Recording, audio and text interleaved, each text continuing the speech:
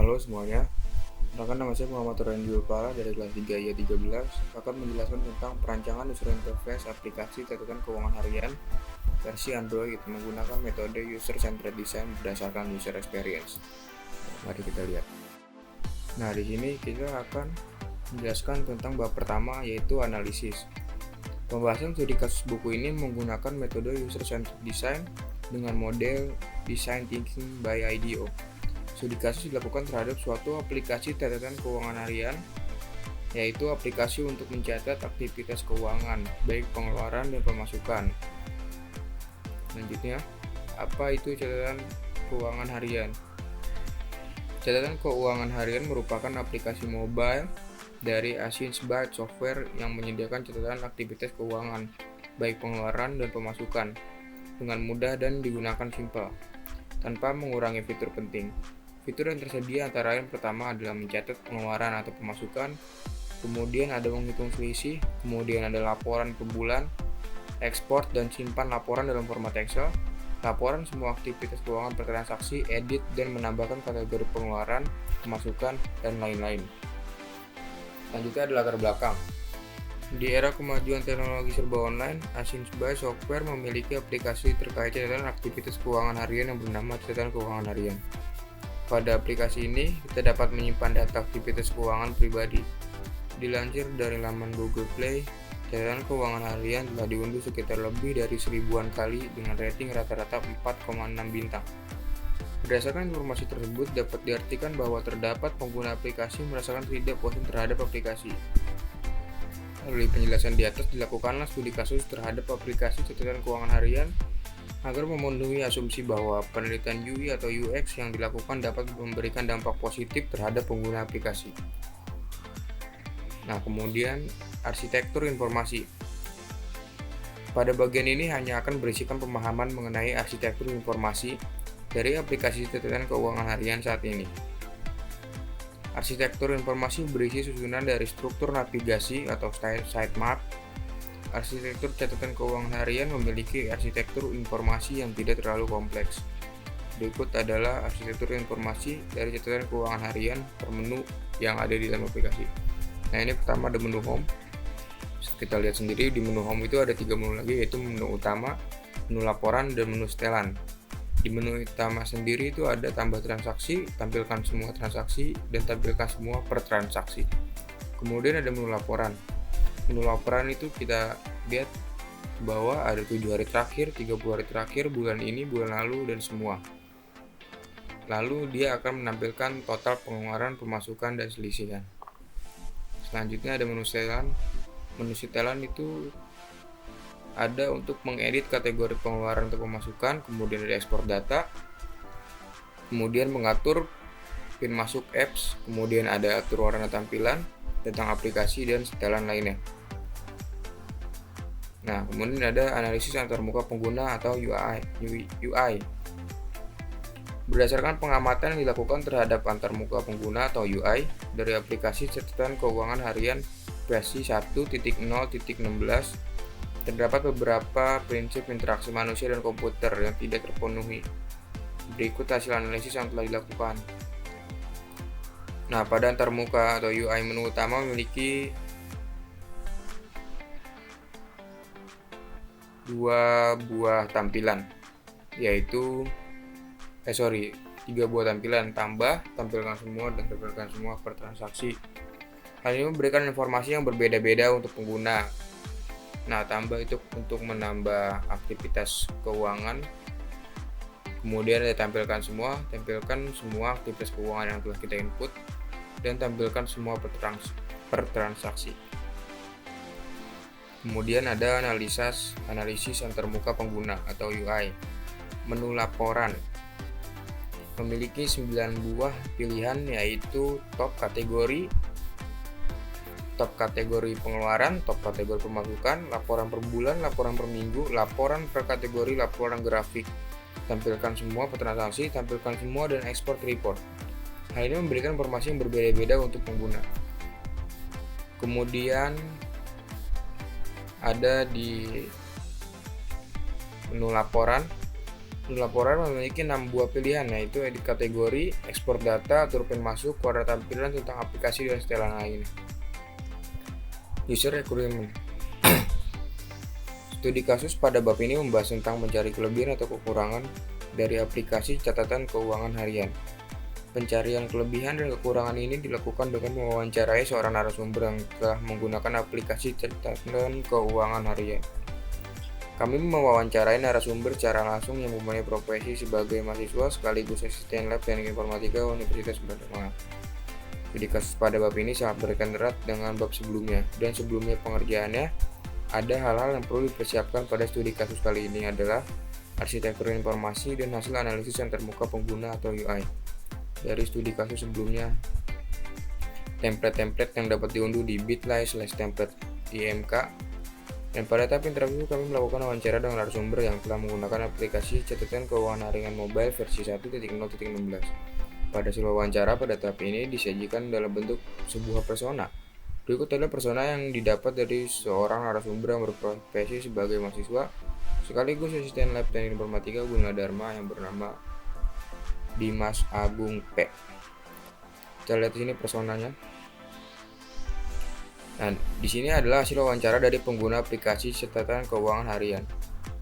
Hasilnya berupa profil dari pengguna aplikasi, behavior atau tingkah laku dari pengguna, kemudian ada pain point, kesulitan yang dialami user dalam menggunakan aplikasi, dan terakhir ada need and goals yang diharapkan oleh user dalam penggunaan aplikasi tersebut.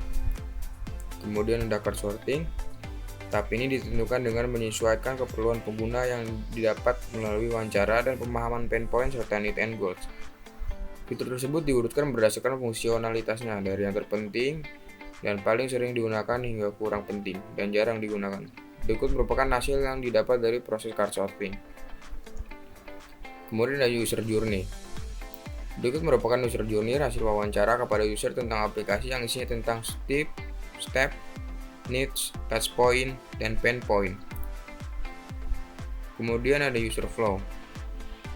Nah, bisa kita lihat di sini, ini merupakan user flow untuk kasus menambahkan data transaksi.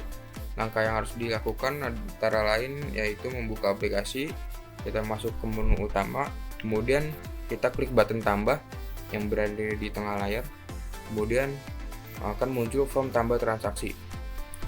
Pada form tambah transaksi kita isikan data-data yang harus diperlukan, antara lain memilih tipe data, kategori data, nominal jumlah yang akan dimasukkan, dan yang terakhir ada judul dari data. Setelah itu, apakah kita akan menyimpan? Jika kita akan menyimpan data, maka akan muncul menu utama riwayat data. Dan jika batal, kita akan kembali ke menu utama dengan tidak ada riwayat data.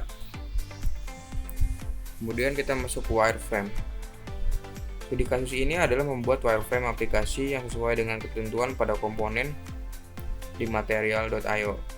Guna memenuhi tujuan dari IMK, wireframe digunakan dengan mempertimbangkan materi-materi yang didapat pada bab 3 atau bab sebelumnya.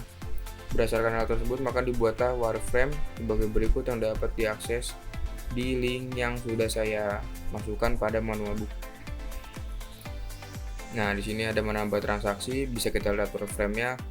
Jadi dari wireframe itu sendiri tidak ada warna pada tampilan UI aplikasinya, atau bisa dibilang hitam putih saja. Kemudian mockup. Pada studi kasus ini adalah membuat mockup aplikasi yang dengan ketentuan pada komponen material.io. Nah, mockup dibangun dengan cara mengembangkan tampilan dari wireframe yang dibuat pada bab sebelumnya, seperti menambahkan icon, menambahkan warna agar tampilan lebih menarik. Selain itu, icon dan warna bisa menjadi sebuah ciri identitas yang dimiliki oleh beberapa fitur. Berdasarkan hal tersebut, maka dibuatlah wireframe sebagai berikut yang dapat diakses di link yang telah saya bagikan di manual book.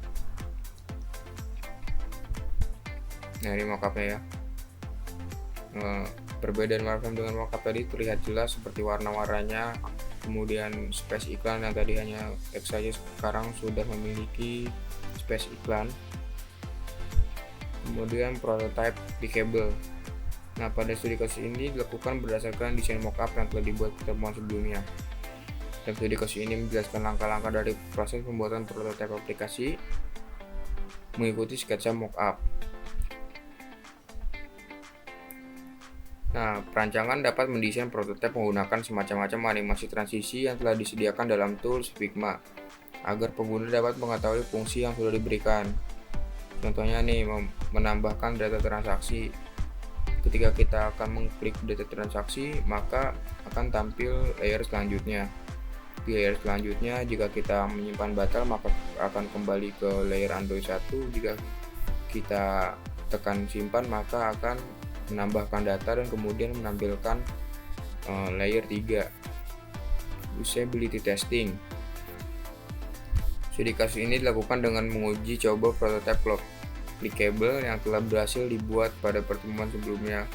Uji coba dilakukan dengan menggunakan SUS atau System Usability System Scale yang dipelopori oleh Brock pada tahun 1996. Terdapat 10 pertanyaan yang tersedia pada template SUS dengan sistem penilaiannya menggunakan skala Likert. Skala Likert itu merupakan skala psikometrik yang umum digunakan dalam angket dan merupakan skala yang paling banyak digunakan dalam riset berupa survei. Terdapat 5 pilihan skala umum yang digunakan dengan format seperti berikut. Jika memberikan nilai 1 yaitu sangat tidak setuju, jika memberikan nilai 2 adalah tidak setuju, 3 merupakan kurang setuju, 4 setuju, dan 5 sangat setuju. Nah, berikut hasil usability testing yang dilakukan terhadap 4 responden. Di antaranya merupakan asisten lab teknik informatika. Yang pertama ada Muhammad Rizky Alfaris, kemudian ada Dimas Agung Prakarsa, kemudian ada Robi Pratama, dan yang terakhir ada Desi Febrianti Sunardi. Pada Muhammad Rizky Alfaris bisa kita lihat sendiri nilai akhir dari SUS-nya itu mendapatkan nilai 67,5 yang berarti mendapatkan grade C. Kemudian dari Dimas Agung Prakarsa mendapatkan nilai akhir SUS itu 47,5 yang berarti mendapatkan grade E. Kemudian ada dari Robi Pratama mendapatkan nilai 72,5 yang berarti mendapatkan nilai B. Kemudian dari Desi Febrianti Sunardi yang mendapatkan nilai akhir 75 dan mendapatkan grade B. Terakhir kesimpulan, berdasarkan hasil yang didapat dari usability testing terhadap 4 orang yang menilai, maka ditarik kesimpulan bahwa perancangan user interface catatan keuangan harian versi Android menggunakan metode user-centered design berdasarkan user experience telah berhasil dilakukan dan dapat ditarik kesimpulan dengan penilaian sebagai berikut. Nah, ini merupakan nilai-nilai dari asisten lab yang tadi sudah saya jelaskan beserta grade apa saja yang didapat. Kemudian kita jumlahkan dari 4 nilai tersebut, kemudian kita bagi 4. Nah, bisa kita lihat nilai akhir rata SUS adalah 65,6 yang berarti grade-nya mendapatkan D. Jika grade tersebut mendapatkan A atau B, itu menunjukkan bahwa perancangan berhasil dan tidak perlu dilakukan iterasi. Dan karena di sini nilai D, jadi nilai D ini merupakan menunjukkan bahwa perancangan tidak berhasil dan perlu dilakukan iterasi. Nah, sekian dari saya. Assalamualaikum warahmatullahi wabarakatuh.